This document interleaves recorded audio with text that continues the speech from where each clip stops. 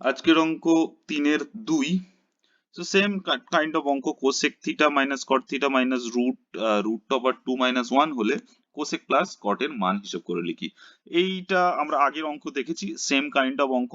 আমাদের যে সূত্রটা আমরা জানি cosec square theta minus cot square theta is equal to 1, এইটার থেকে এটা আমরা আরামসে করতে পারি। তো এইখানে এই cosec দেয়া আছে cosec theta plus cot theta, এইটা যখন দেয়া আছে তো উপর নিচে এটা দিয়ে ভাগ করলে আমরা এই রকম একটা সূত্র পেয়ে যাব। তাহলে আমরা লিখি cosec theta plus cot theta into cosec theta minus cot theta, আর উপরে যেহেতু গুণ করেছি তাহলে নিচেও করতে হবে ব্যালেন্স করার জন্য cosec theta minus cot theta।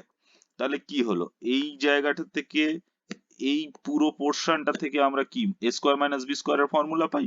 তো এটা আমরা লিখতেই পারি cosec square theta minus cot square theta by cosec theta minus cot theta।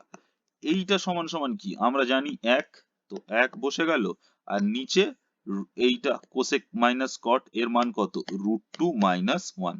তাহলে এইটার পুরোটার ভ্যালু হয়ে গেছে, অ্যান্সারটা হয়ে গেছে 1/√2 minus 1। এটা হয়ে গেল আমাদের অ্যান্সার।